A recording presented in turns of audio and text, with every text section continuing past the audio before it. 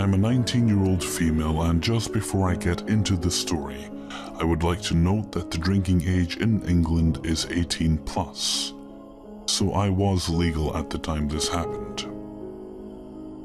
I'm a fan of alcohol, as many people my age are. I am by no means a lightweight drinker, and have taken a few hits of Dutch courage now before I write this story, as it still hurts me to think of what happened that night. To start with, I went to meet my friends in the city closest to my home. I had no plans to stay out as late as I did, and dressed in general clothing such as a hoodie, jeans, and trainers. I met my friends in the heart of the city, and we ended up in a few fun bars before I said to my friends that I was at my limit and needed to go home now, since I had plans the next day anyway. It was around 2:30 a.m.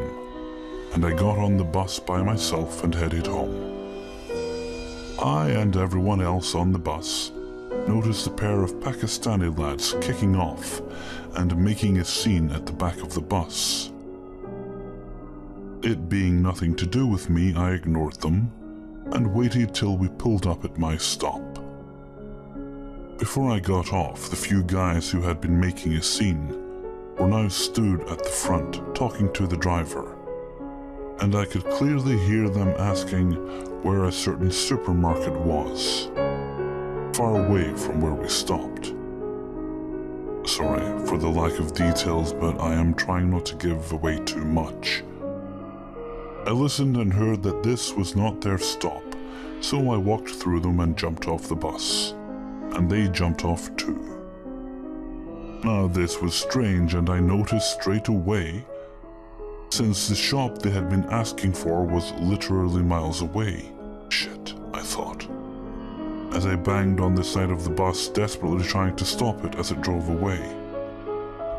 Okay, so I am now literally all alone with the two guys who had been making sexist and rude remarks for the last 45 minutes.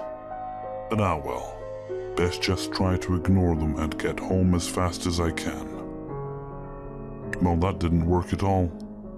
I took 2 steps forward, and one of the men, a skinny, rat-faced man, grabbed me by the shoulder and a bag and said to his friend, "I'll just have this one then." I swung around to face them, and disgusted, I backed away from the man, telling him not to touch me. As I backed away, one of the men jogged around the back of me and told me to chill out, and that his friend was only joking. I tried to edge closer to the middle of the road, even though there was no one around, since I thought even if they did grab me, it would be in the open and harder for them to drag me into an alleyway and do whatever it was they wanted me for. As I backed away, one of the men asked me where the 24-hour supermarket was, and if I just got into a taxi with them, they would give me a load of money and drop me off wherever I wanted, and he proceeded to fan out a large handful of money. I shook my head and told them I needed to get home and my boyfriend is waiting for me. They continued to follow me, and the skinny one kept grabbing me by the shoulder and trying to walk me towards taxi rank. I had my phone in my pocket, but I couldn't call the police and tell them I was being harassed, since I did think they would have attacked and beaten me if I tried to call for help, since they had no problem grabbing and pushing me.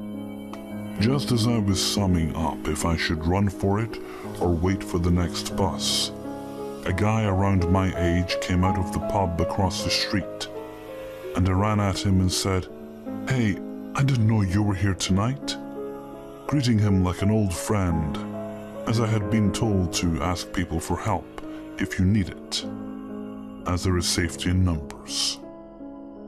And then quietly said to the man, "Can I please stand with you for a few minutes? These guys are following me."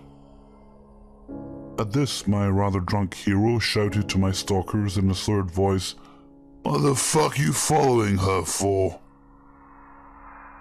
I was horrified, but it was probably the best thing the guy could have done in that situation, as it probably scared them, and the stalkers just ran off down the street and into the darkness like cockroaches.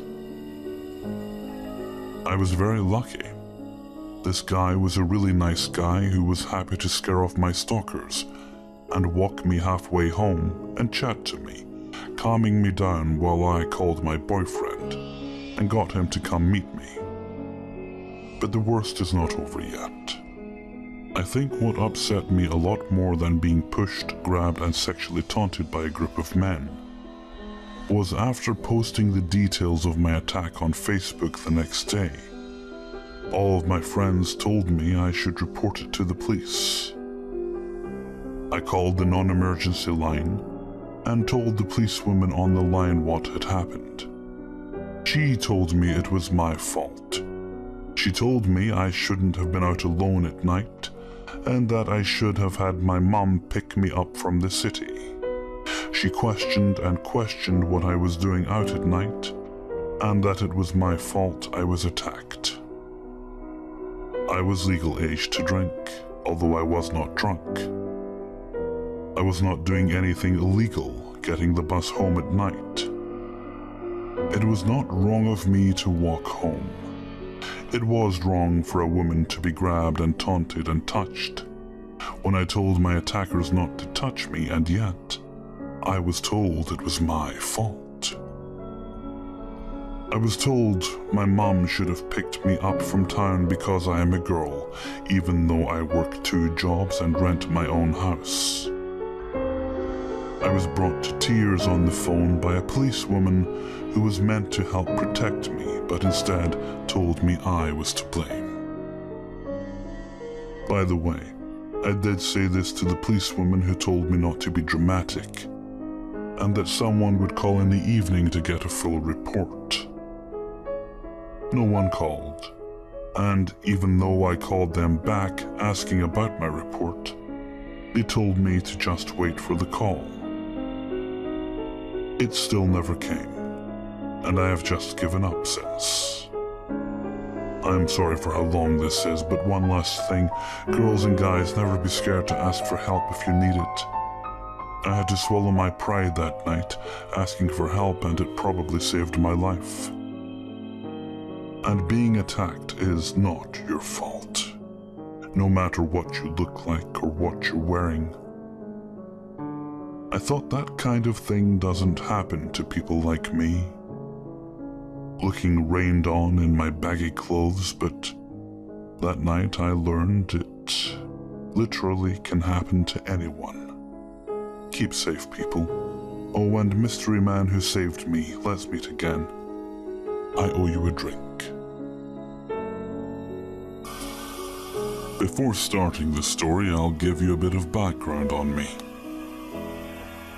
I'm a male, 23 years old, and lives in a small town in Norway. Now, my English may be off at some points due to it not being my main language. At the time of this story, it was summer, and I decided to travel back home to my parents, as the university I was studying at gave us a pretty long summer break. I was excited to see my family again, as I hadn't seen them since Christmas. And even though the trip took about 9 hours, I enjoyed the trip thanks to my brilliant playlist on Spotify. It had been 3 years since I lived with my parents, and I loved living alone. But thankfully they had a basement which was basically an apartment. I had my own bathroom, living room and kitchen. The basement apartment had one entrance, and only one. You can't get to the upper floor of the house without going outside, down the stairs and in through the front door. This is quite important. So the basement is pretty much secluded from the rest of the house, and you feel that it really is its own apartment.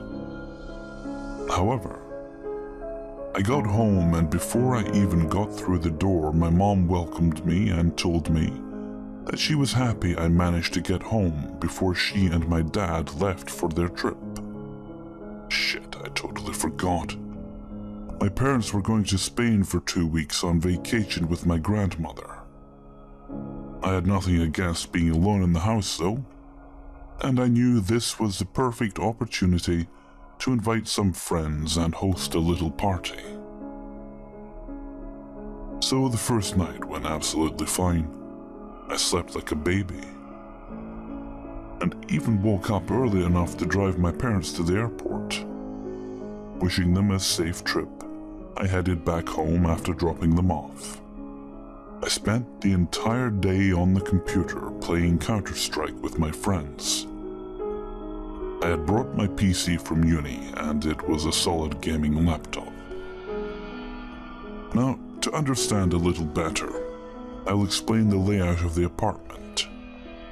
Once you enter, there is a long hallway, and if you go straight forward, you get to my bedroom, which means you can lie in my bed and watch the entrance door. The bathroom is to the right in the long hallway before the bedroom, while the living room is to the left. The entrance to the living room was basically right next to the bedroom. So I was sitting in the living room playing on my computer before I realized that it was dark outside. I had been playing the entire day, and I now started to feel tired. I headed to my bedroom and fell asleep almost instantly. Suddenly, though, I wake up after hearing a noise I still can't explain. It was so clear, but yet so hard to describe.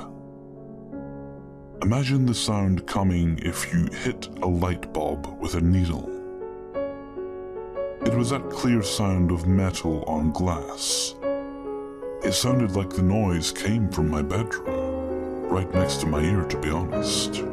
It was so clear, and it instantly woke me up. I turned on the light in my bedroom and looked around for what could have caused that strange sound. I was home alone, and we didn't have any pets, and the closest neighbors lived about 1 kilometer away. I should also mention that it was 2:30 a.m. I couldn't see anything or anyone who could have caused the sound, but to my surprise, the entrance door to the apartment was open. At first, this made me a little bit anxious, but then I realized that I had it open the entire day, because it got so hot earlier while I was playing on the computer. Despite it being Norway, our summers are usually warm, and I must have just forgotten to close and lock the door before I fell asleep.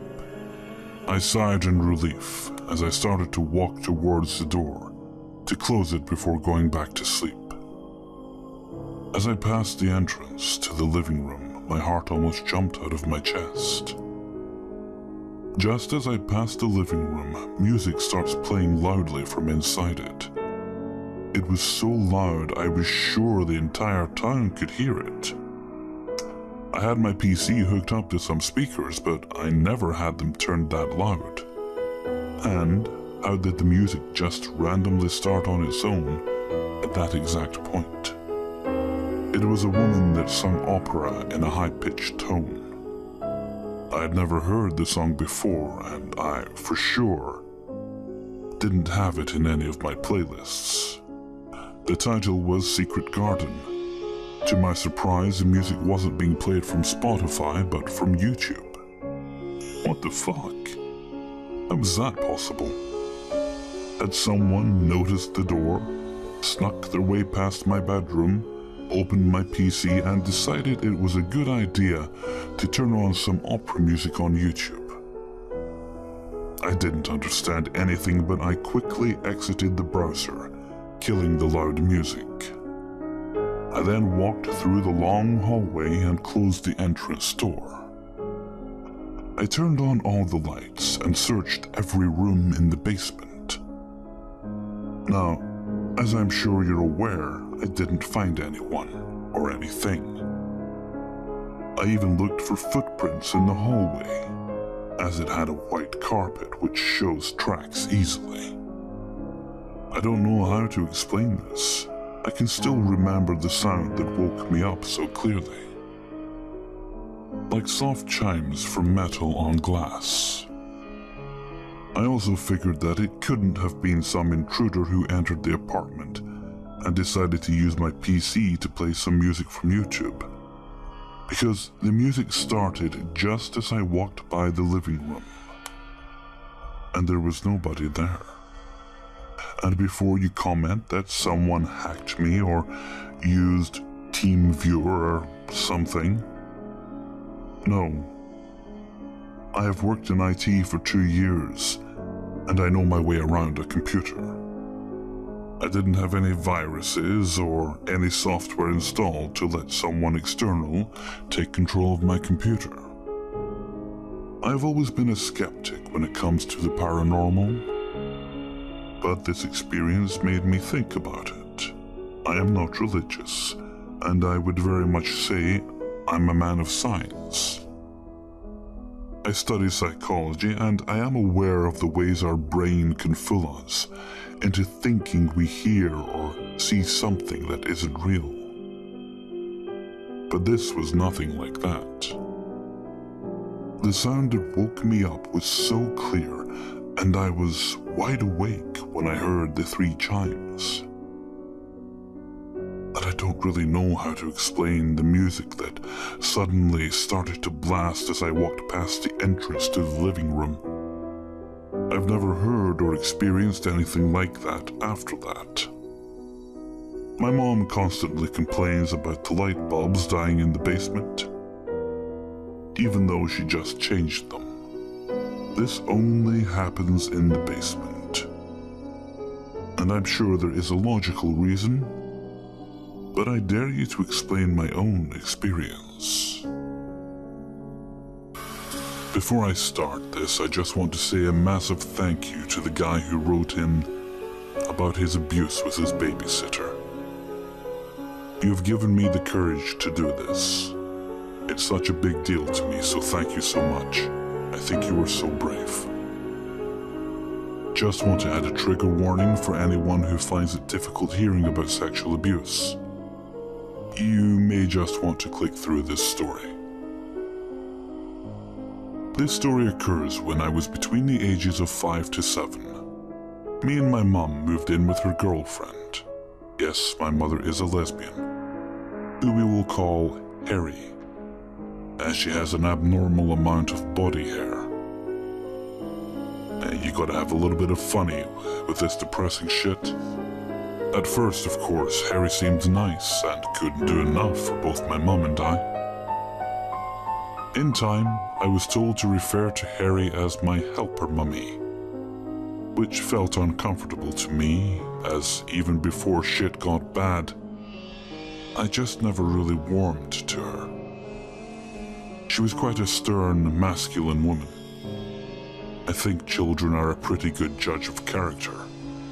Maybe it was partially because I wanted my mom to myself, but I just didn't like her from the off. Harry would always offer to give me a bath and put me to bed. She would really make out like she was doing my mom a favor, giving it the whole helper mummy thing again. She really was pretty believable. Of course, the memories are quite fuzzy, as it was so long ago. But the first time I recall anything happening was one of these nights in the bath. The first time it was very subtle. She was helping to wash me, and she lingered the sponge a bit too long around my private area. I didn't think anything of it, but each night she seemed to get braver until she was actually putting her fingers inside me. She'd do it in either the bath or when reading me a story. She would tickle me, and then it would lead to that. She really made it into a game as such, even though it was horrible and hurt. I just thought it was something that happened. She continued to get brave until one night, she made me touch her and perform oral sex on her, which even to my 6-year-old mind was absolutely disgusting. I began to feel scared of her. The worst was when my mum had to go to hospital for a week with asthma. Who would look after me? Yeah, you guessed it, Harry. She made the most of this, unfortunately, and without my mum, was much bolder in her abuse, making me touch her and perform oral sex almost daily. When I would cry or protest, she would say this was completely normal, that it was between us, that it was our business and I mustn't discuss it with anyone else. She made this truly sound believable. To my young mind, she was an adult, so I just didn't question it, even though I hated it. Harry had a teenage son of 17, we'll call him D. D was deaf and spent most of his time locked up in his bedroom, as teenage lads usually do, so there was no way he could have been aware of what was going on either. When my mum was around, she feigned warmth and love towards her daughter, and genuinely came across like a good parent. This woman was incredibly manipulative, and there was no way my mum could have known any of this was going on, but when we were alone and she wasn't abusing me, like when she drove me to school and back each day, the real Harry came out. She would take all of life's frustrations out on me, telling me off for so much as opening my mouth. So, of course, I learned not to. Finally, when I was 7, my mum announced that they had broken up. She had found a good nursing job in another town, far away from Harry. As I'm sure you can guess, I was ecstatic. When we were all packed up and ready to go, Harry asked to say goodbye to her daughter. My mum agreed. Once alone, Harry tried to touch me one last time. But I had a newfound confidence now. I knew we were going, and I pushed her away from me. She spat in my face that she was glad I was going, and I was a terrible daughter. That really hurt. I don't know why, but it did. The very last words she spoke to me are so clear in my mind, like it was yesterday. She said, "You will always be my little girl. Oh, and you know I've won, don't you?" The words sent chills down my spine, and I still to this day don't totally understand them. We settled into our new lives.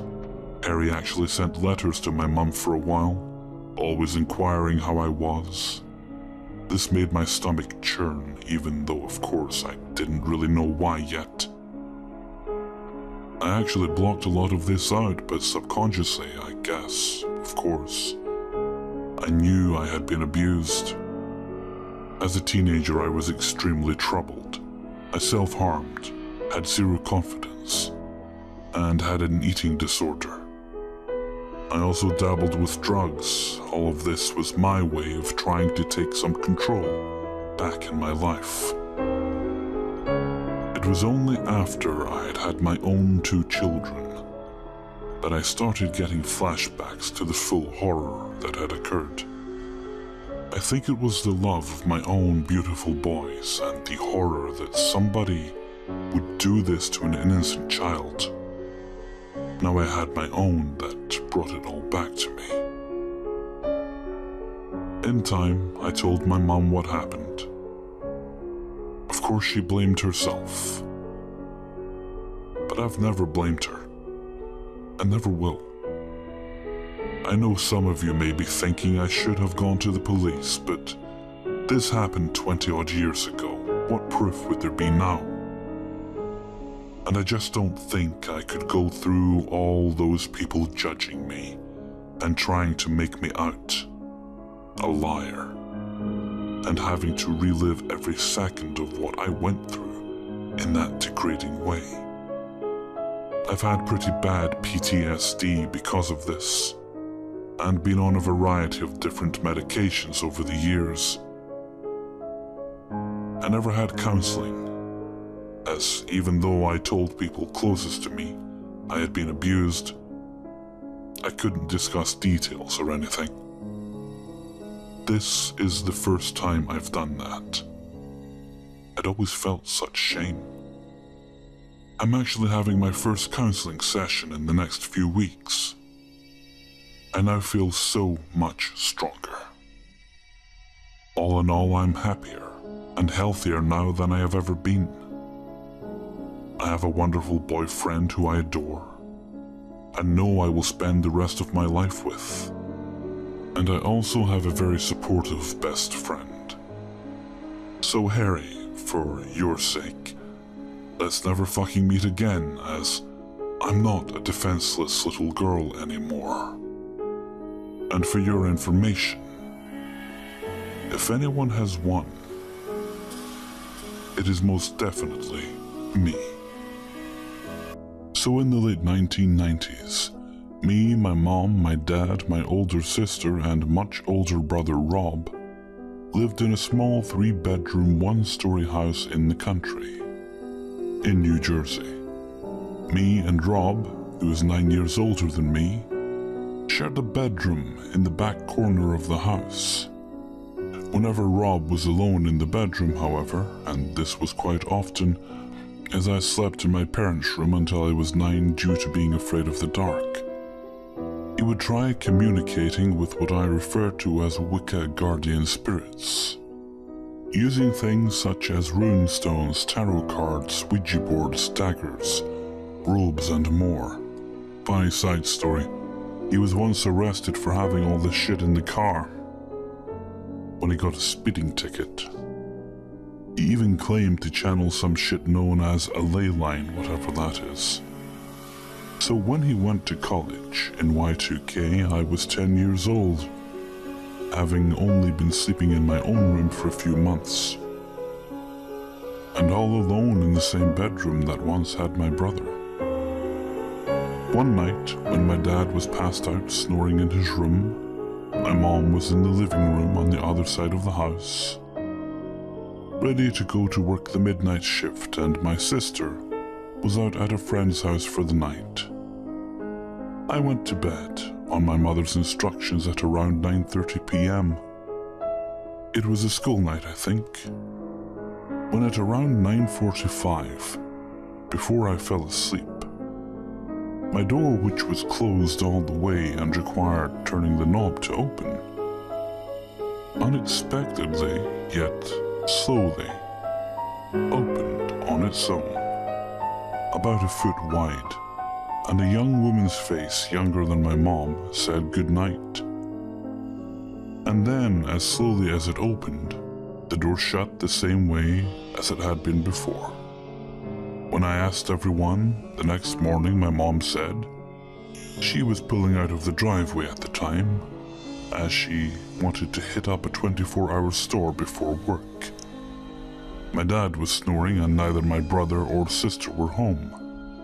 But when talking to my brother on the phone, he said he had asked his main guardian spirit, who has a name that only my brother can remember, to check on me. Is this who I heard? But my story does not end here. Later, when I was 14, my mom and I were doing some spring cleaning in the same 3 bedrooms before my dad came home from work one day. And as we finished each bedroom, we closed the door to it. My mom had just got done cleaning her and my dad's room, and around the same time I just got done shoving all my stuff into my closet and under my bed, or cleaning my room. and then decided to work on what used to be my sister's room but at the time turned into an office. When we walked into the room, the first thing that caught our attention was that an old lamp that had been hung from a hook on the wall for as long as I could remember was swinging back and forth and not slowing down. So being a bit confused, I grabbed it to make it stop. And when I did, just like a horror movie jump scare, we heard a loud, chaotic bang come from the two rooms we had just gotten done with. So when we were done panicking, my mom opened the door to her room first and screamed. The whole room had been destroyed, bed sheets were everywhere. A CRT TV that was on a dresser was face down on the floor. Not broken. The windows that had been shut were wide open. The curtains that draped to the floor were pulled through the open windows. The knickknacks on my dad's dresser were scrambled about. The queen-sized mattress was upside down and slid off the foot of the bed. And finally, a painting that was above the head of the bed was spun around and face up on the mattress in such a way that it could not have simply fallen. So while my mom was having a panic attack in her room, I opened my door to find that all the stuff that was stuffed into my closet and under my bed was now back to being all over the place again, but overall my room was not nearly as bad. So only having about an hour left before my dad came home, my mom did what she could, but ultimately my dad didn't believe our story and got mad at us for not cleaning. So after that, not much else happened except the occasional knick-knack being thrown at us from across the room by the spirit. I no longer live in that house, and as far as I know, nothing from the house has followed me or my mom. And I, for one, am grateful for that. I'm the oldest of my mother's 3 girls. My parents divorced when I was 4. My mom being a divorced and alone mom at a time when it still really wasn't the thing to be, was not a doting mother. She left me in charge a lot, and considering the few creeper sitters she'd chosen in the past, I was fine with being held responsible for myself and my sisters. Most of the time. I remember starting 7th grade in 1978. At the age of 11, my birthday is in November. I was born in '66. I turned 12 after the start of the school year. Being so young in that grade, well, mostly due to the fact that my mom is cheap and wouldn't pay for preschool any longer than she had to, so she had me tested for early public school entry and enrolled me in kindergarten when I was still 4, while all my classmates were 5. As the oldest, I was babysitter, chore doer, investigator, and all-round gopher. The first 4 incidents I'm documenting here have never been secret or forgotten or anything of the sort. They've always been common knowledge in conversation with family, friends, and co-workers. Stories told. What I knew about the paranormal without needing any convincing. Incident 1. We were sitting in the living room watching TV when we heard the automatic garage door opener lifting the garage door. The sound was very, very clear, not questioned. And then it just stopped, which meant the door should be lifted halfway up and stuck there. My mom and I looked at each other because, well, my mom was home, her car was home in the garage, and the garage door opener attached to the car's visor. I, being the oldest, went into the garage to see who might be letting themselves into our garage and how they were managing it. I found nothing. The door hadn't gone up or down. My mom's car was still there, everything was still. No movement, no sign of any movement, just the sound. We all just sort of looked at each other. None of us knew what to make of it. But there was nothing to be done, so we left it. Incident 2. On another quiet night at home watching TV, we heard what sounded like someone walking on trash bags or plastic drop cloth on the floor of the garage.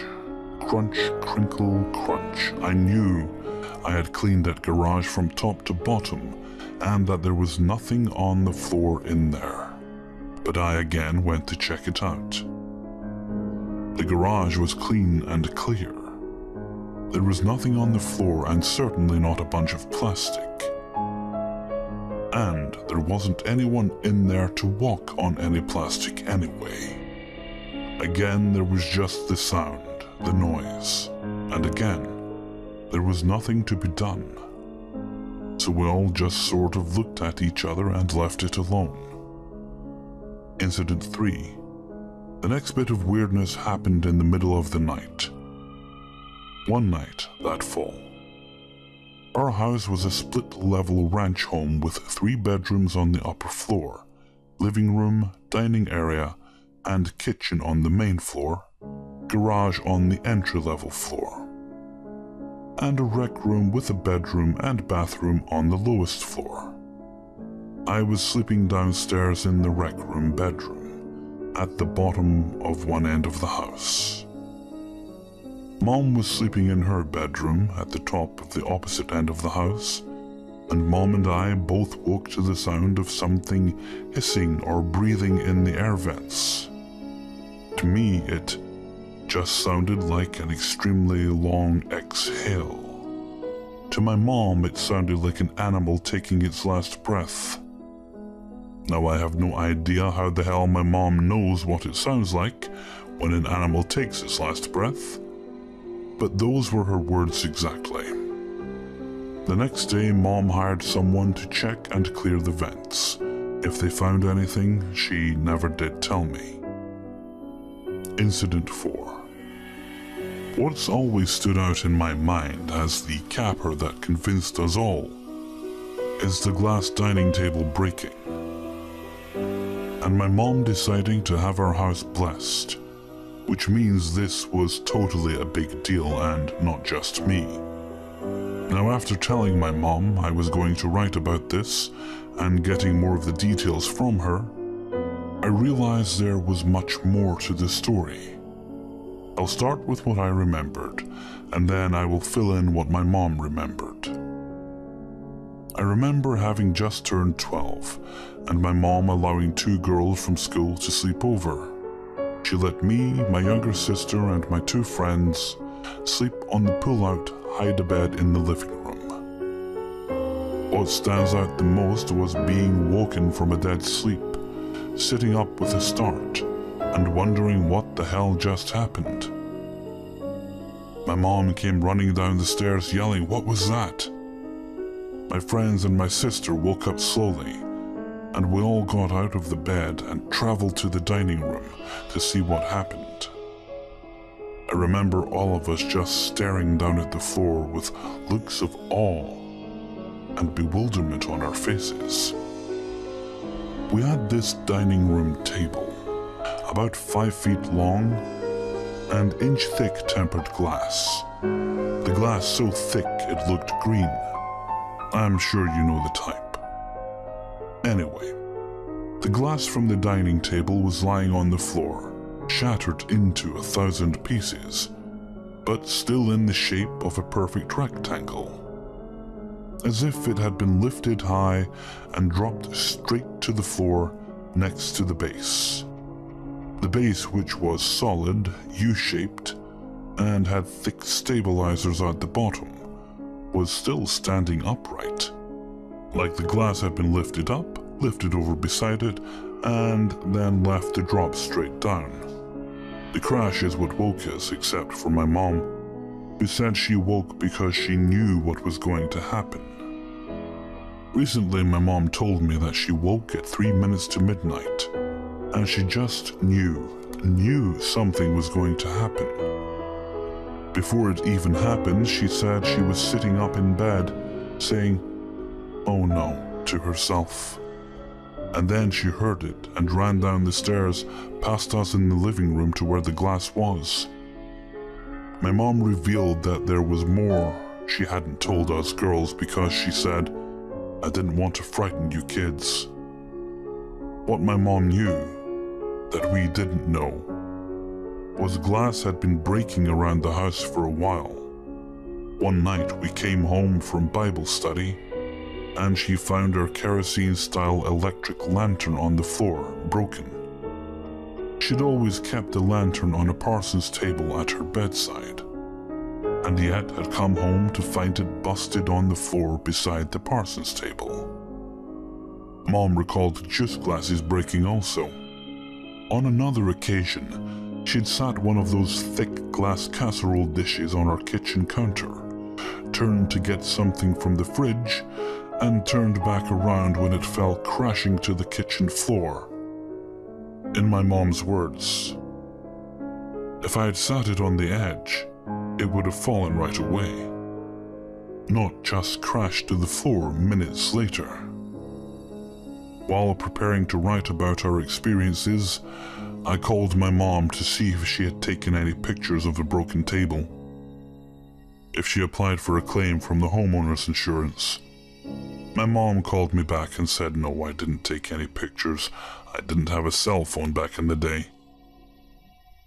She didn't think to try to pursue our homeowner's insurance for a replacement, but she did complain to the furniture store manufacturer. They came out, addressed it, and said the table wasn't faulty. They said, well, a dog or something must have hit it. My mom was adamant with them, and kind of smartass about it. She told them, "I don't have any dogs or cats or little bad boys running around. Unless the Guami in the fish tank climbed out of the fish tank and pushed it off, then no, there was something wrong with it." My mom said, "I decided something was happening." Also, around the time all this glass was breaking, Mom was dating this weird Polynesian Haitian African weirdo. There's always a weirdo involved with single moms, right? Well, Mom was dating this guy, John, and John used to try to convince us that he could manipulate objects without touching them with his mind. In our living room, over the stairs, we had this painting. A portrait John claimed he could stare at the painting, and if we stared at it with him, he could make the water in the painting move and make the painting cry, and the water come off the canvas. Also in the living room, we had another glass table, a coffee table of the same thickness as the one that was in the dining room, and John claimed he could levitate it. Initially, we thought of his antics akin to parlor tricks or magic games for kids. We never actually saw him do anything even remotely cool. One night, when Mom was walking him to the door, she heard the sound of wings flapping, almost like the sound of someone rapidly balling up one of those bags from the dry cleaners, like rushing wings. The sound coming from the finished rec room where I was sleeping at the time. She immediately rushed him out of her house, told him he needed to leave. She woke us kids and hurried us into the car and called my aunt and told her we were coming over. She would only say, "We're not staying in this house." To this day, neither my mom nor I have ruled out the possibility that this man brought a demon into our house. Another thing Mom disclosed was that she had made an appointment with her doctor, as she thought she might be having a nervous breakdown. She told the doctor about the goings-on in our house. He told my mom he didn't know what was happening, but he thought he knew why. He asked my mom if she'd ever read The Amityville Horror, a book he hadn't read but his wife had read and told him about. Yeah, I'm amazed the doctor would go there too. It was a different day and age because, undoubtedly, if this had happened today, she'd have been prescribed some sort of antipsychotic medication. Out of the blue, right after her doctor visit, my mom gets a call from a pastor friend who goes by the name of Chevy. He'd had some sort of clairvoyance, gut instinct to call my mom. "Treva, is everything all right? Is something wrong?" he asked her. Mom broke then, told him everything. He promised that next time he was in town, he would come bless the house with holy water. All my 12-year-old brain was thinking is, if there's such a thing as holy water, shouldn't all water be holy? And shouldn't we all be using it for everything and, drinking holy water all the time? Mom must have ignored that because I can't recall her giving me any cheeky answer to that one. Mom explained that following Chevy's directions, she boiled tap water on the stove, he prayed over it and blessed it, then walked from room to room, blessing each and every wall of the house with holy water and prayers. We never had any problems with the home after that. And Mom kept that house for another 20+ years. So I grew up knowing the paranormal exists. It's real. It doesn't have to plague you forever, and good can overcome evil. So to start off, I'm a female, about to turn 21 in a couple of months. Ever since I can remember, I've had very bizarre and creepy experiences. For this though, I'm just going to stick to the bizarre ones. When I was younger, I discovered that I might have a gift, I guess you can call it. My first paranormal encounter was when I was in 3rd grade. As a side note, I used to get really bad nosebleeds a lot when I was younger. This is important for later. One night at around 2 or 3 in the morning, I woke up suddenly and felt as if I was being watched. I turned to my closet and saw that it was open. I brushed this off as I sometimes left it open. That was until I heard a faint sobbing noise coming from the closet. I sat up, and as soon as I put my foot on the ground, it stopped. Thinking I was just imagining things, I put my foot back under the covers and was about to lie down when the sobbing noise came back. Freaked out, I nervously asked, "Is anyone there?" The noise again abruptly stopped, but this time I saw something moving around inside my closet. A little girl with curly blonde hair and a blue dress. She kind of looked like Alice from Alice in Wonderland. Stepped out. She looked at me and her eyes sent chills down my spine. As soon as she stepped out of my closet, I got a bad nosebleed. Freaked out, I turned on my light, and as soon as the room lit up, she was gone. As I was walking to get some tissue for my nose, one of my porcelain dolls fell off a shelf. I noped the heck out of there and ended up sleeping in my mom's room the rest of the time we lived there. Never saw the girl again. Right before we moved, however, there was a double homicide not too far away from our house. On their 9th anniversary, this guy went to his home and murdered his wife and her mother.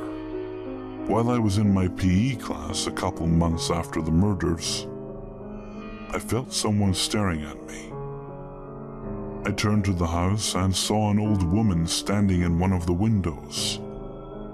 I got a sad vibe from her. and began to cry. My teacher had to end up sending me to the office because I was inconsolable. According to my mom, who picked me up from school that day, when I was asked why I couldn't stop crying, I told them that the old lady at the house was separated from her daughter and couldn't find her way to the light. My mom said she never forgot the sadness in my voice as I said that.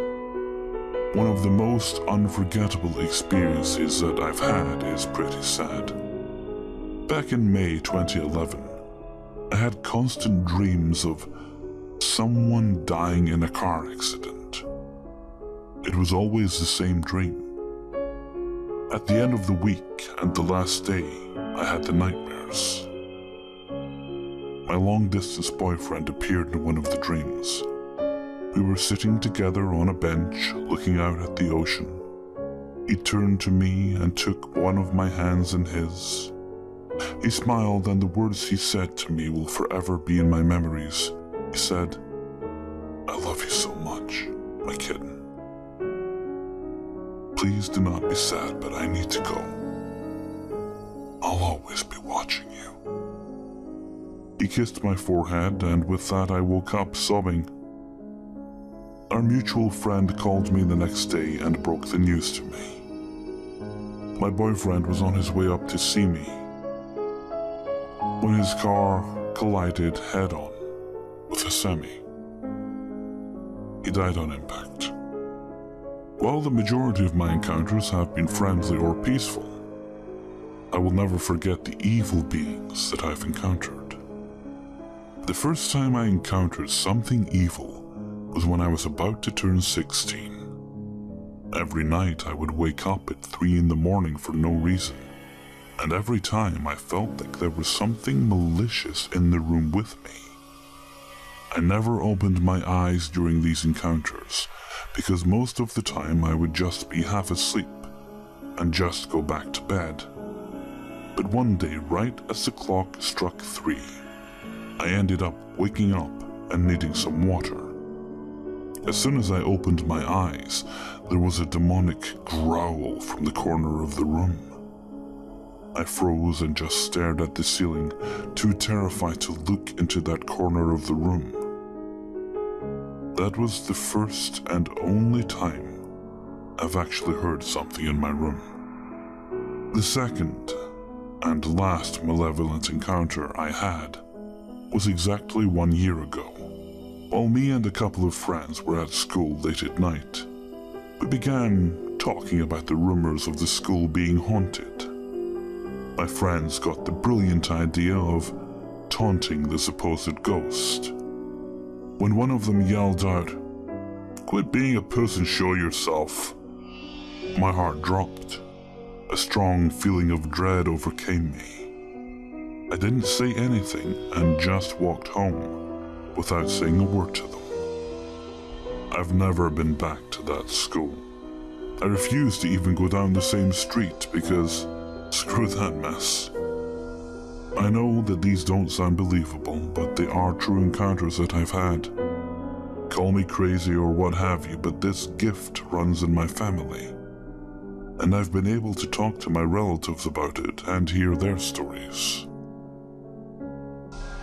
I'm a 27-year-old white male, and I live in a pretty dangerous city in California.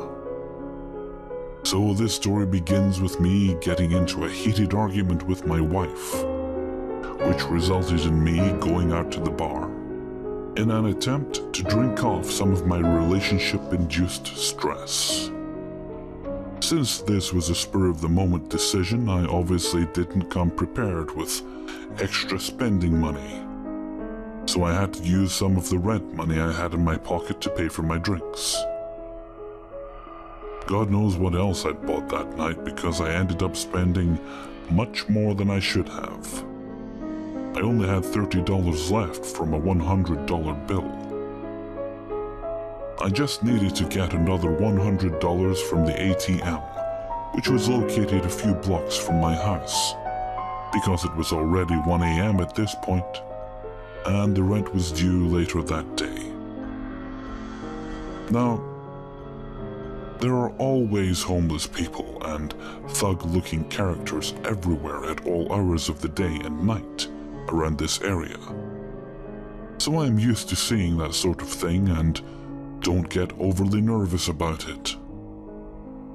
So when I saw two men in dark clothing wandering aimlessly around the shopping complex, I didn't think twice about it.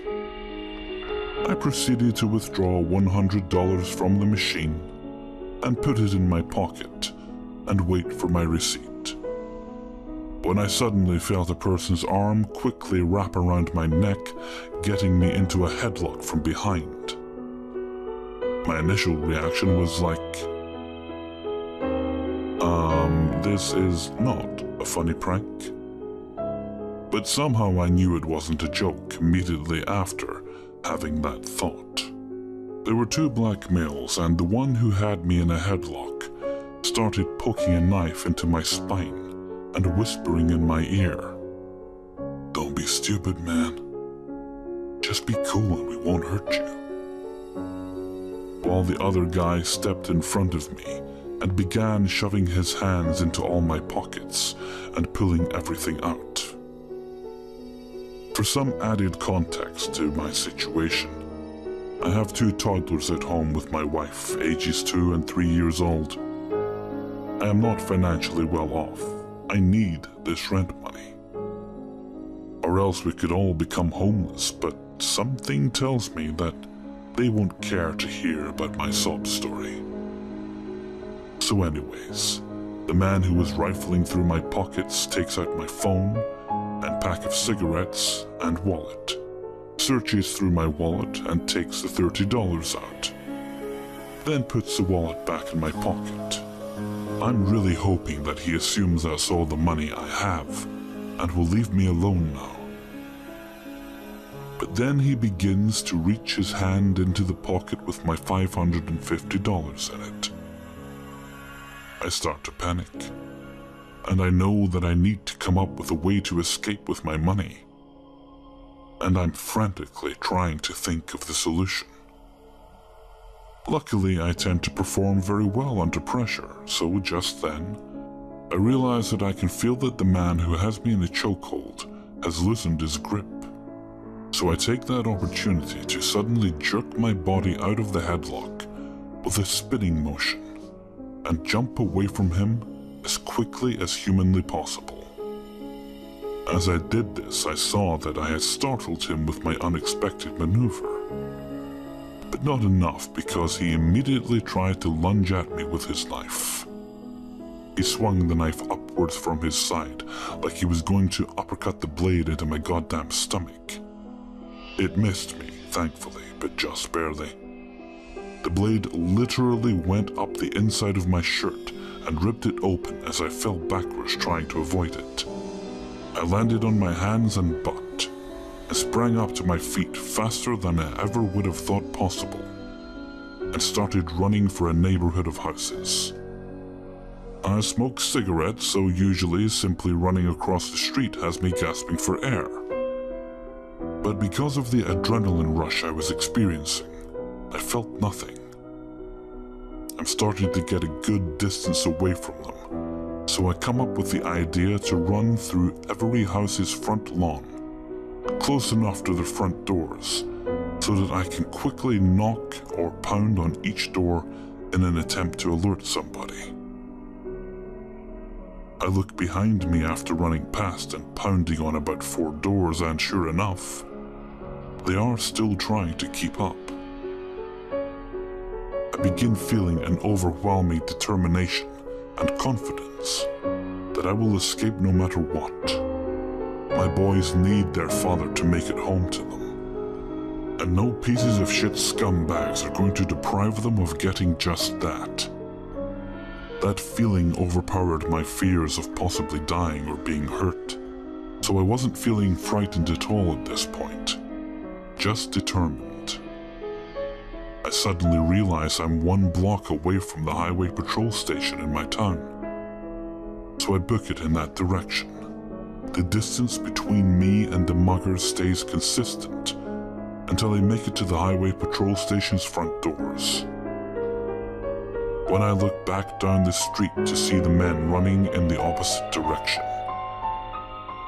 So I explain to one of the highway patrol officers what happened. Then he tells the police. They don't even take a statement from me, or act like they're going to catch them at all, which was frustrating. But at this point, all I want is just to get home. They drive me home, and the next day I call the police station to see if they found the guys. They did end up finding them. But by the time they did, the guys had nothing illegal on them, so they couldn't do anything. I asked if they retrieved my $30 from the guys, but the officer said that they can't just take $30 from two random black guys just because I was robbed by two black guys. They can't prove it was them. Whatever.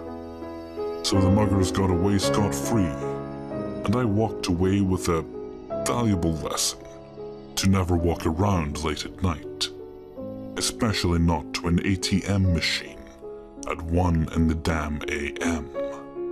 So pieces of shit scumbag cowards who have nothing better to do than to try and hurt other people to take their hard-earned money instead of earning it for yourself. Let's not meet. Okay, so I'm 19 and male, and this event took place around when I was 8 or 9. And as a child I was bigger build, but couldn't hurt you if I wanted to. And I lived in a small town in Oklahoma, and it was Halloween night. I, as usual, was trick-or-treating by myself. My sister, we'll call her Sarah, was dressed up but didn't really want to get candy as she was 12. And in her mind was growing out of it. Anyway, I set off as a ghost on my task and get quite a bit of candy. And as I'm walking my way back in this neighborhood, I noticed this man following me. He was dressed as a clown, and the whole clown problem wasn't like that then. And I don't like clowns anyway, so I was very freaked out. Knowing it's Halloween, I thought he was walking the street, and his kids were crossing yards to get to houses. Anyway, I go to about 4 houses and realize he is still following me. At the time, stranger danger wasn't that bad, and I had no clue what people actually do to kids. I know I was stupid, but I keep walking and this guy is right behind me, and I turn the corner and there's my sister and she says, "Hey, Dad's just over there with the truck. Let's go back to Grandma's house." And as I get in and look back, the man gives me this creepy grin, and as he's walking away, I notice a shiny object in his hand. It was a knife. I should have told someone, but I thought I'd get in trouble and didn't want to get in trouble on Halloween, as it is my favorite holiday. This happened about 10 years ago.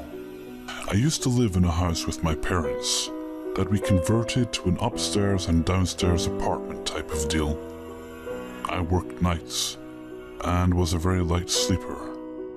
I could even tell who was coming in the door downstairs just by the sound of the door closing, even when I was in a deep sleep. I have 2 sisters that were not living with us at the time. They had both moved out and had families of their own.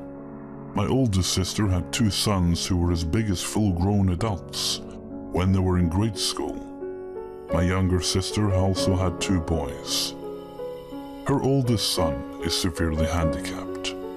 He can't talk and can barely walk anymore.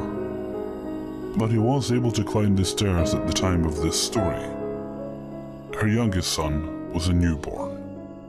One morning I had came home from work and nobody was at home downstairs at all. This was nothing new, so I just fixed some breakfast, went upstairs to my apartment and watched some television. After working a 12-hour shift, I was tired, so I went to bed and fell asleep pretty quickly. I had been asleep for about 2 hours when I heard someone messing around at the bottom of my stairs. I didn't think much of it and chalked it up to my mom coming home from her job for a bit. After a few minutes, I was sound asleep again. I slept good for what seemed like another hour when I heard someone running up my stairs. It sounded like a little kid does when they run up the stairs a little too loudly. The only kid that age that I could think of was my youngest sister's boy, who was not able to run like that up the stairs at all. I was still tired and decided to ignore it. But before I could fall back to sleep, I heard what sounded like my older sister's voice say, "Shh, not right now, he's asleep." Again, being as dead tired as I was, and ignoring the fact that my nephew was not able to run like that, I decided that it must have been my oldest sister babysitting my youngest sister's son. I went back to sleep and slept through the rest of the day. When I got up to go to work that night, I stopped downstairs to talk to my mom for a bit and asked her why my oldest sister was there watching my younger sister's kid that day.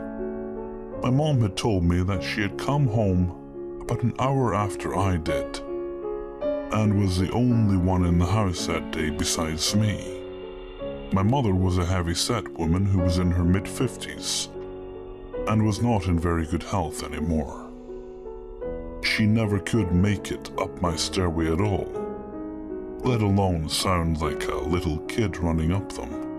I asked her if she was sure that nobody had been there all day except me and her. I still have no idea what it was that I heard, but I know I was not dreaming. I was fully awake. I don't know if I believe in ghosts or anything like an afterlife at all, but it kind of creeps me out still to this day, just thinking about what I heard. I can remember it vividly enough to remember exactly what I heard the voice say, and exactly what I thought afterwards. I never heard anything else in that house again, but I never felt right either.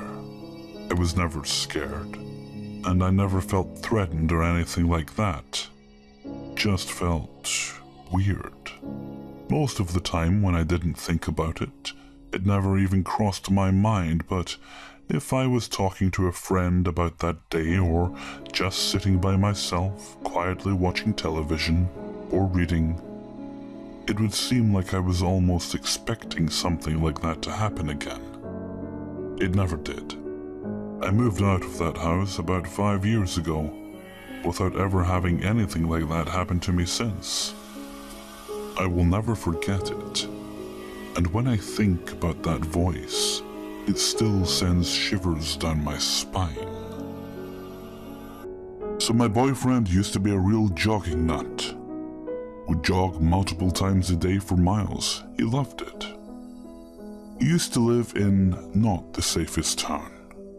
For example, it was completely fine and busy during the day, but at night, you might come across some shady characters.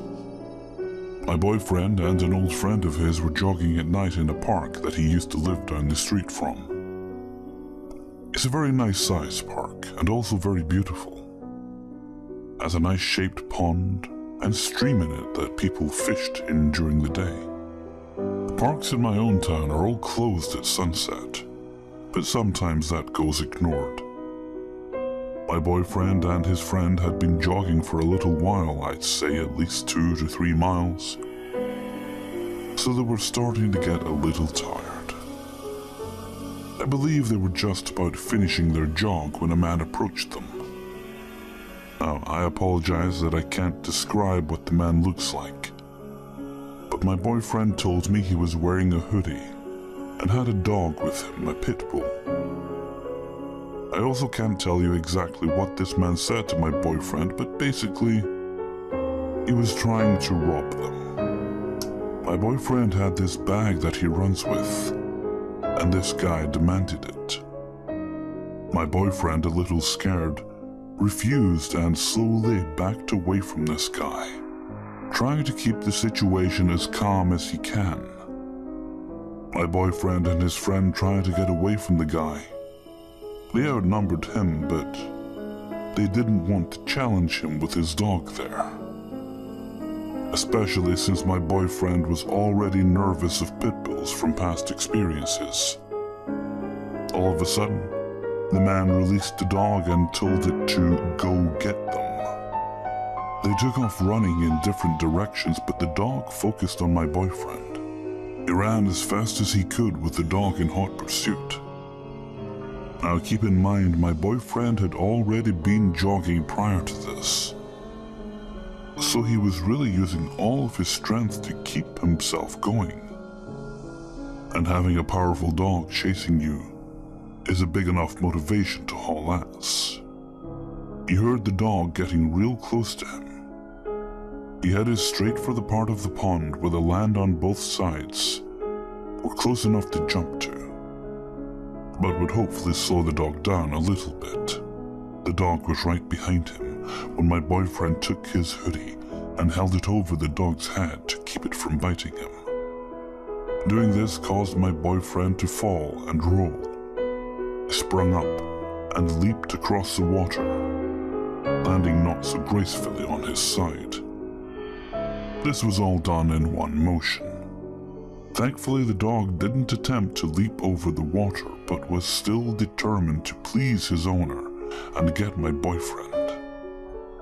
My boyfriend got up, thankful that this bought him time, but knowing he wasn't exactly in the clear yet, he took off running towards the houses that were around the park area. He heard the dog still coming after him. He hopped over a small fence into someone's backyard to hopefully be safe from the dog. Just as he heard the dog getting closer, a police car with lights and sirens blaring comes speeding across the street in his direction. The police pulled up, scaring the dog off. My boyfriend fell to the ground exhausted and relieved that this nightmare was finally over. Turns out his friend ran to safety and immediately called the cops. They never caught the guy or the dog. I'm assuming when the police car scared the dog off, he ran back to his owner, and they both booked it out of there. Needless to say, my boyfriend never ran in the park at night ever again. Because of this incident, my boyfriend was very nervous around big dogs, especially pit bulls. Can't say I blame him. If I went through this, I too would probably be nervous around dogs. Thankfully, he has me, someone who's been working with dogs for about 4 years in daycares and as a bather. I have introduced him to big dogs that would never hurt anyone and are just big cuddle buddies.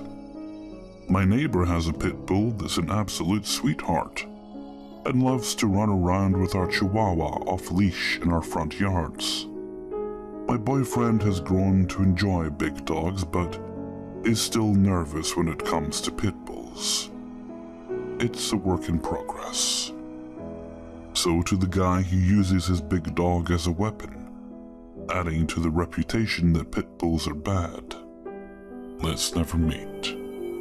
Over the years, I've had several paranormal experiences, but the two experiences I want to tell you about is the one that started them all and the one that ended them all. I was 5 years old at the time of the first experience, but I can still remember everything as if it just happened last night. For a long time after it happened, I thought it was a horrible dream. That sounds logical, and I'd like to believe that, but I can't, and I don't. Deep down, I know that it wasn't a dream. Maybe if it had been the only experience, but it wasn't. That's where the last experience comes in. It was real. I wasn't dreaming. I was awake. It was real. so I must tell you my story. One night, when I was around the age of 5, my mom broke my bed. Yes, she literally broke it by sitting on it. No, she wasn't fat or anything. Just too heavy to be sitting on a toddler's little bed, while the toddler, yours truly, jumped around. The bed didn't have a chance between my mother's weight and my energetic bouncing. I loved that bed, and I was sad when I realized that I could no longer sleep in my room until a new bed could be purchased for me. So I reluctantly agreed to sleep in the guest room.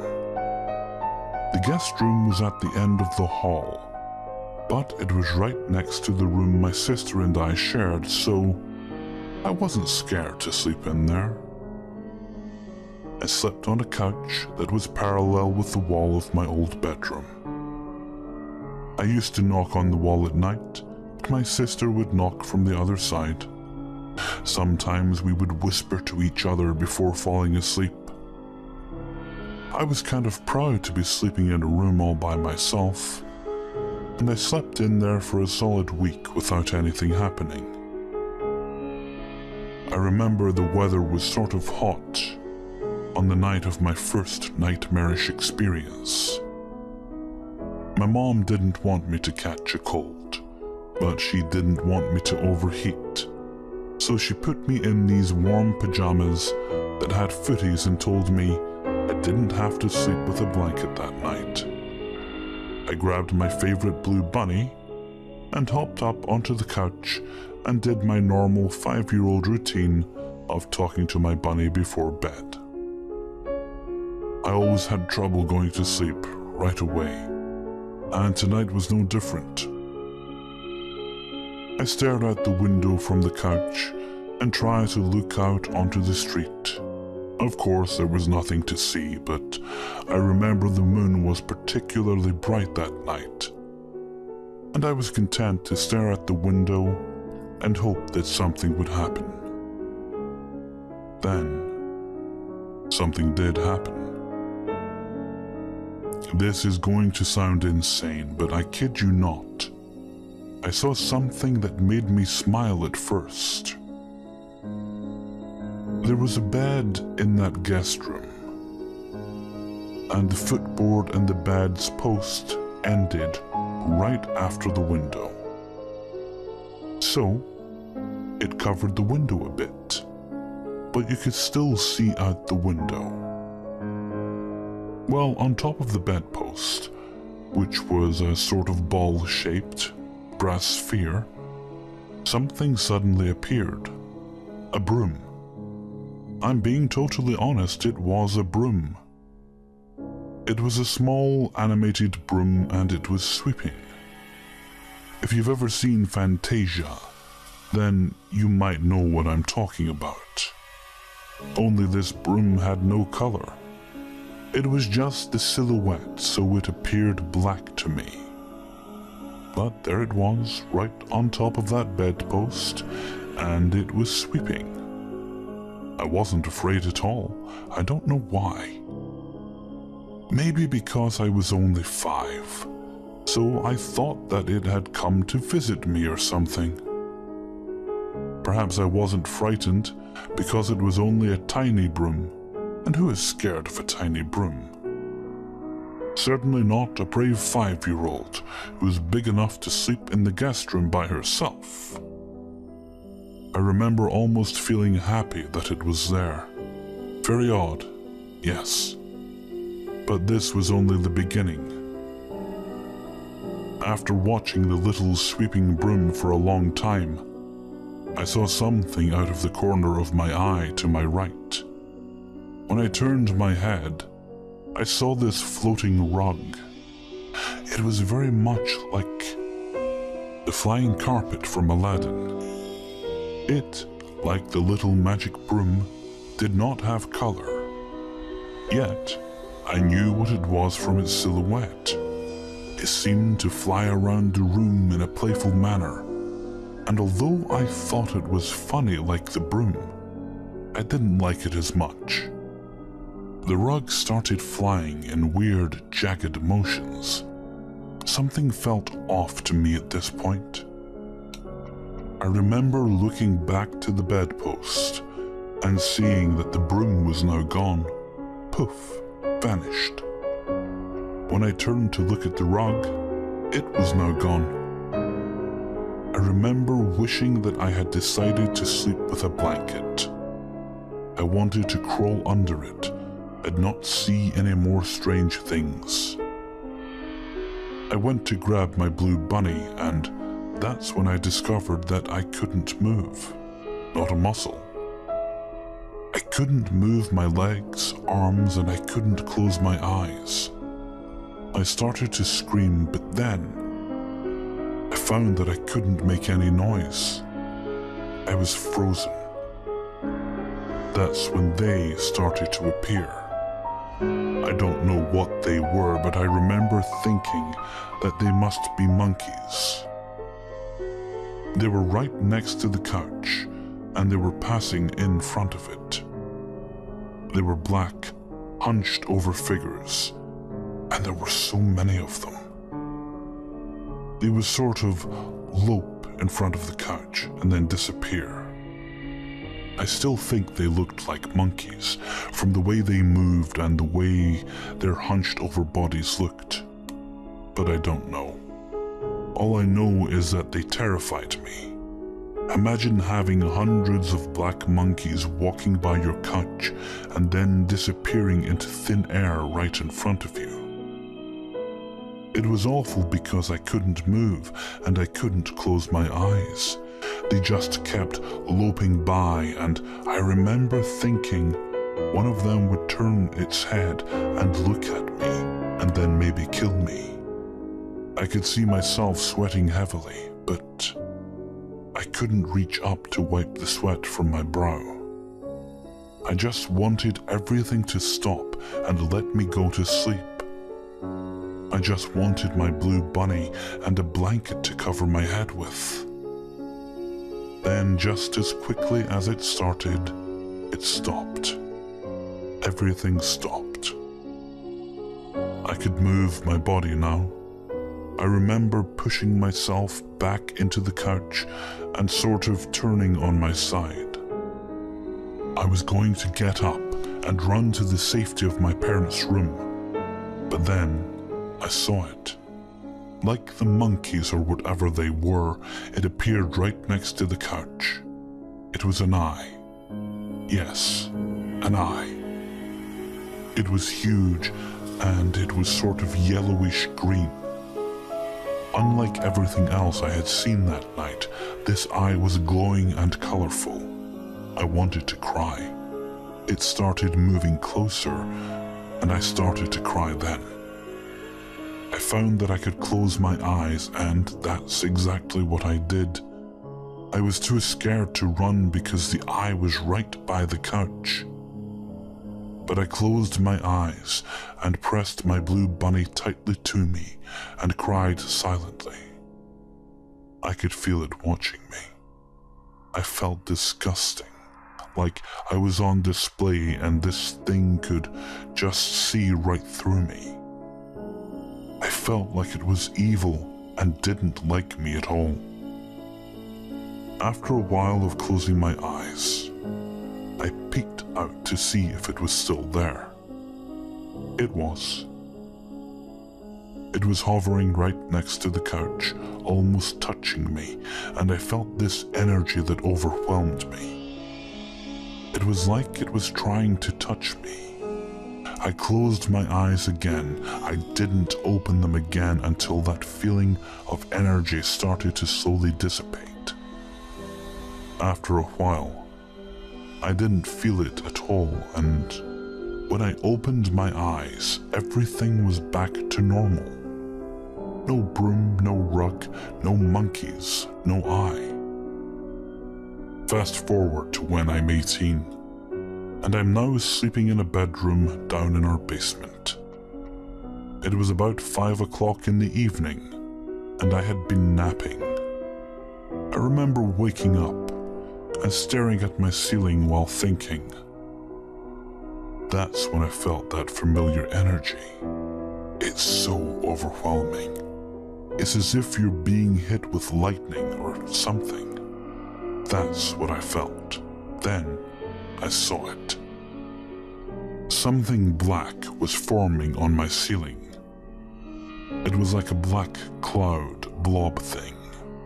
It was like a black cloud blob thing.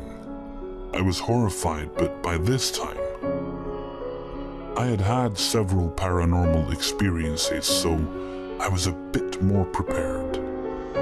I started to close my eyes. I always closed my eyes after the first time, and right before I closed them, I saw that eye, the same eye I had seen when I was 5. I closed my eyes, and this experience was the most frightening experience I had ever had.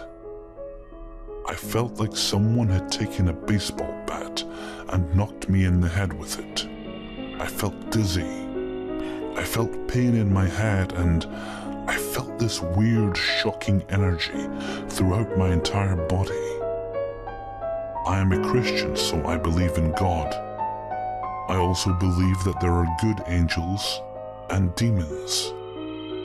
I believe that these experiences were demonic, and I think this because of what happened next.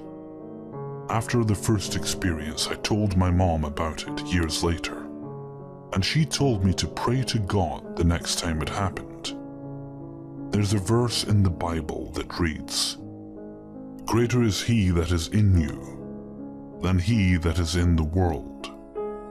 So, if Satan, the devil, is king of this world, God is greater. My mother always told me to remember this and to ask God to help me. So, that's what I would do. I would pray, and eventually these entities would leave. Not quickly, but eventually they would. So that's what I did this time, only this time it was much worse. I found that I could not say God. In fact, every time I tried to say it, I felt like this thing, whatever it was pushing me down into the bed. I finally started saying Lord, but I couldn't say that either. My mouth wouldn't form the words, so I started praying in my mind. This whole time, I could feel this huge presence over me. It was like it was weighing me down. I could hear noises like wind and other noises I couldn't really identify. It was beyond scary. It was beyond the worst nightmare. And I was 100% awake. Suddenly I felt something on my forehead. Imagine someone who has a very sharp nail. They're poking your forehead very rapidly. That's what I felt. It hurt. I know this sounds crazy, but that's what happened. I finally got out some words, and I sounded like a stroke victim, but I was finally able to talk. I was trying to say, Lord, I can't fight this thing. I know you're more powerful than any demon that tries to scare me. Please help me. But it came out more like, Lord, and then a bunch of garble. But I kept on praying, and I didn't open my eyes.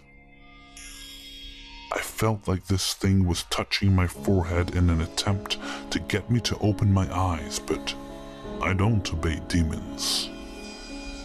So my eyes remained shut the whole time. Finally, I could feel the energy and the presence leaving, and my speech slowly started to get clearer until I was able to talk properly, and it was all over.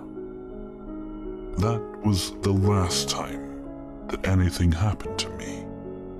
So why did I see the same thing on 2 separate occasions that happened 13 years apart? No idea. Why did it all begin with an animated sweeping little broom? No idea. What I do know is this. My faith in God has only been strengthened by my experiences, so that's a good thing. But that doesn't mean I'm not glad. I don't experience things like that anymore.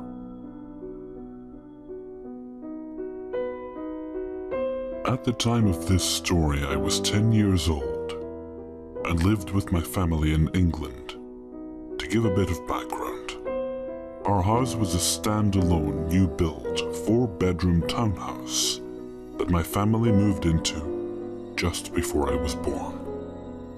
When my mom, dad, and brother first moved into the house, strange things started happening from the start. My parents would put my baby brother to bed before going to watch TV, and after a few minutes, things would start to happen. They would hear heavy footsteps running from room to room upstairs, which would be strange enough considering my brother was only just learning to walk. They had no pets, and our house was set far enough away from any neighbors for the sounds to be caused by them. They would go upstairs to put him back to bed, only to find his bedroom door still shut and him fast asleep. This would happen almost nightly, and to start with, they would run upstairs checking all the rooms, wardrobes, and windows to find nothing but a sleeping baby. So after a time, they put it down to just being a very strange happening. Since no one was being hurt, they just learned to ignore it and joked it's just the ghost going for a walk again. These strange noises continued throughout my childhood, and I remember I would be lying in bed and hear what I thought would be my mom or dad on the landing, and would get up to see what all the commotion and running around was. And of course, opening the door, the hall would be dark, and everyone would be in bed.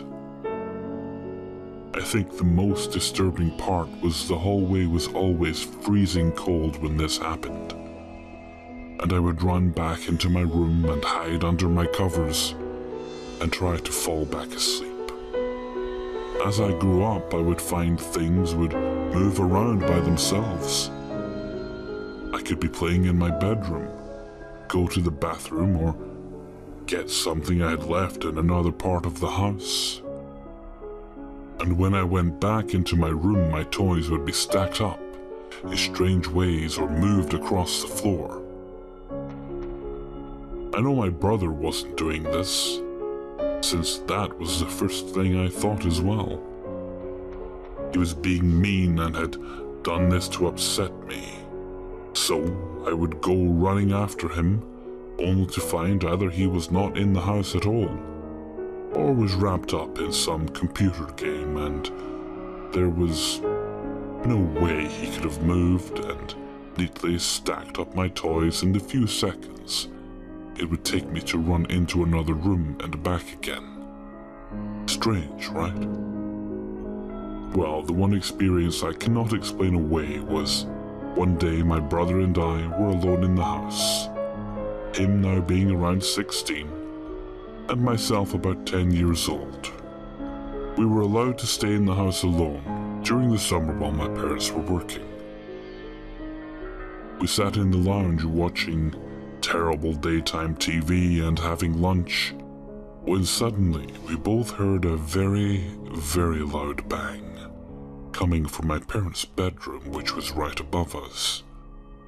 We both just stared at each other, wondering what the hell just happened.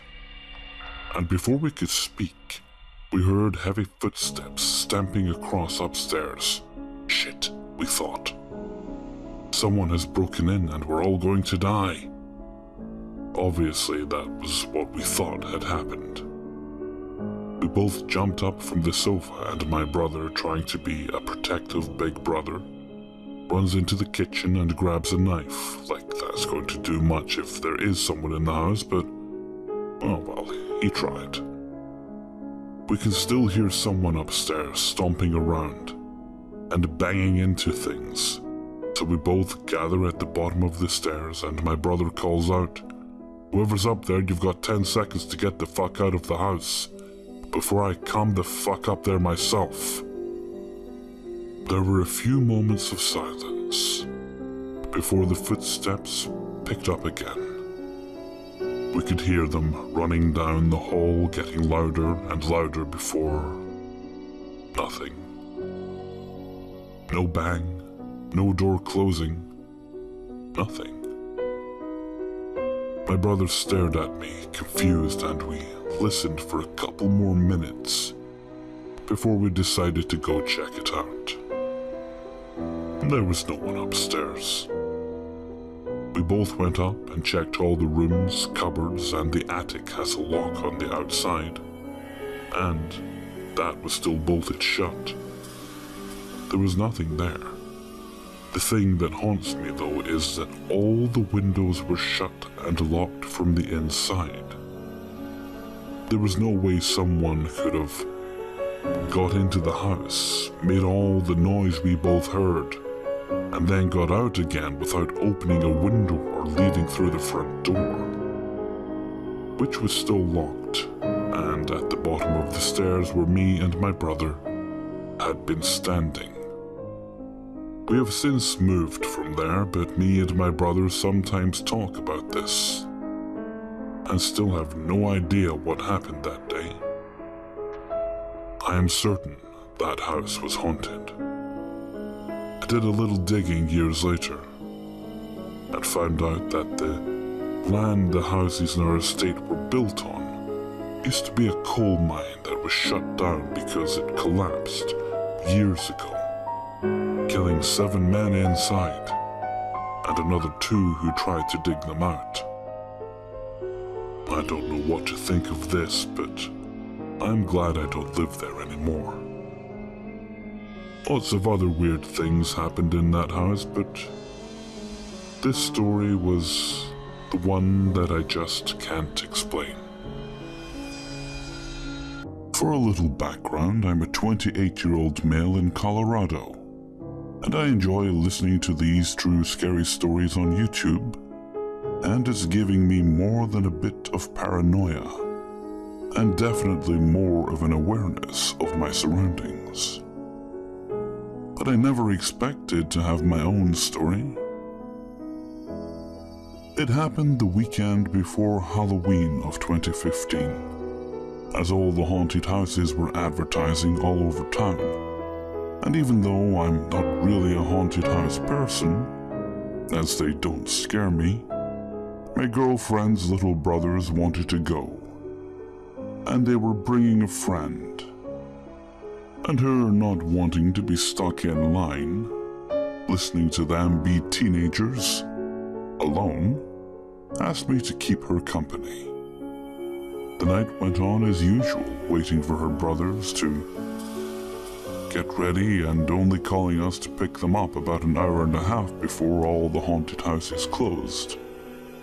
And no general idea as to which one they wanted to go to, so, as usual, I took the lead, but I knew we'd be cutting it close because they always set up the bigger haunted houses in the industrial district of our city, near a lot of run-down or abandoned warehouses on the outskirts of town. So nearly the entire street there consists of 2 or 3 different haunted houses tucked in between empty or sketchy-looking warehouses.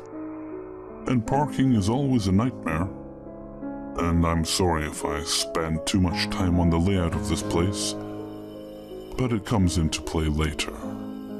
We finally arrive and the street is full of cars lining the street all the way to the haunted house we are heading to, which has people directing traffic a block or 2 up the street to some vacant lots near empty warehouses, and are packed full of cars.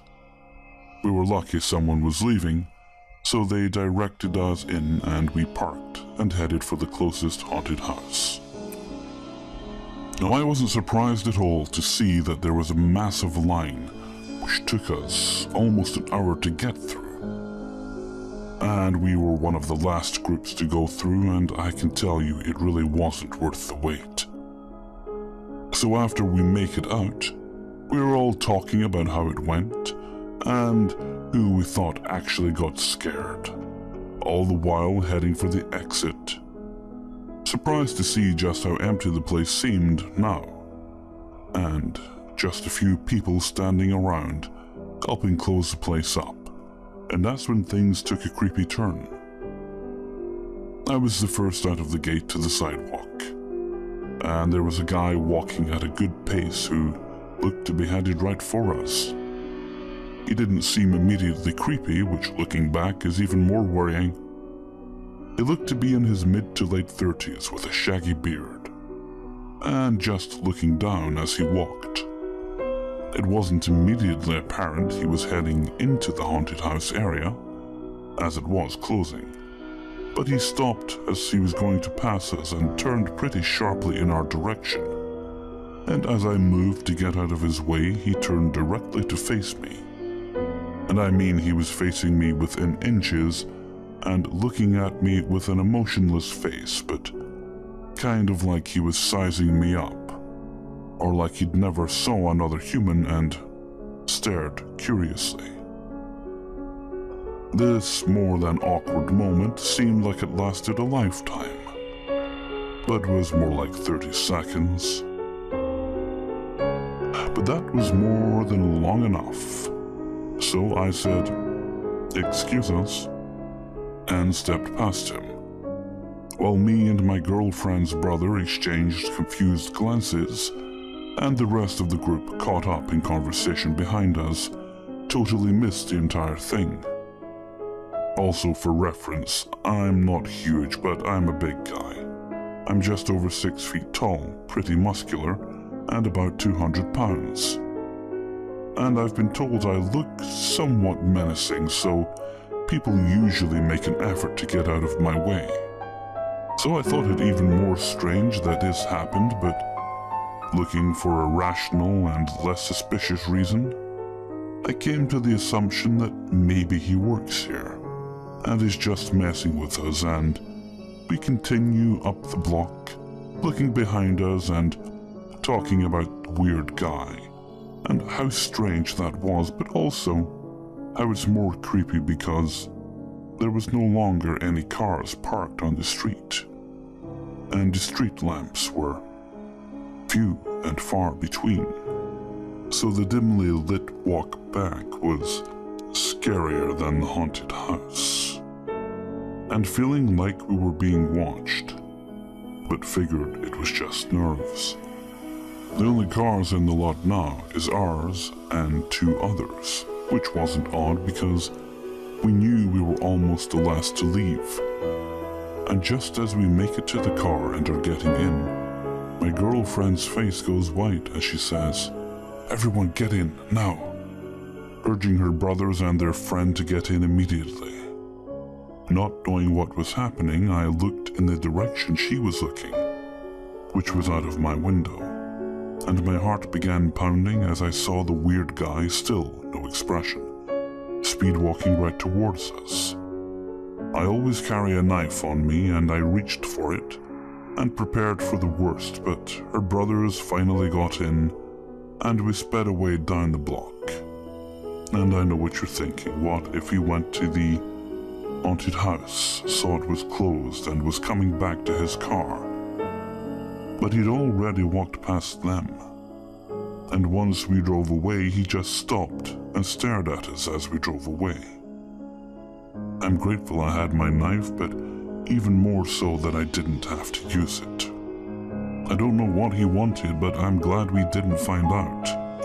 And to anyone going to a haunted house this Halloween, just remember, sometimes that thing that you should really fear may be standing next to you in line. Be safe out there. This story will be kind of long, so please bear with me. First, I need to explain the area. My hometown was in the middle of freaking nowhere, USA. We, my grandparents, my brother and I, the oldest and female, were one of 4 families on our street, with about a mile to a mile and a half away from one another.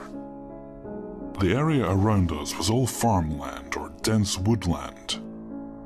with a big truck stop place about 2 or 3 miles from our home. This is the place where the story takes place. There was a Flying J, a truck stop with a place for the truckers to eat, rest and shower, a Taco Bell, a McDonald's, a White Castle and a pizza shop. I don't remember the name. And a few other places and hotels. Second, I was 11, about to be 12, but I looked much older than I was. I already stood 5 feet 7 inches tall, and was, for lack of better terms, a really well-developed girl, most especially in the chest. That being said, the story goes as I'm sure you already know. It was a Saturday, about midday or so. We had been in the city earlier that morning to see my mom and her boyfriend, now husband, but not my or my brother's father. On the way home, my grandpa said, "We should stop and get lunch." So we stopped at the McDonald's. We ate, and after I went to the bathroom, then out to the van. It was my favorite time of the year. The sun was out, bright and warm, but the air was cool and a bit of a breeze. I sat with the van side door open. I was in that state of mind where you're not asleep, but you're so relaxed that your eyes are closed. That's when 2 men, maybe about age 25 or so, came up to me. "Hey, pretty girlie." I don't know which one said it, but it startled me and I looked up. The sun was behind them, so I couldn't really see them very well.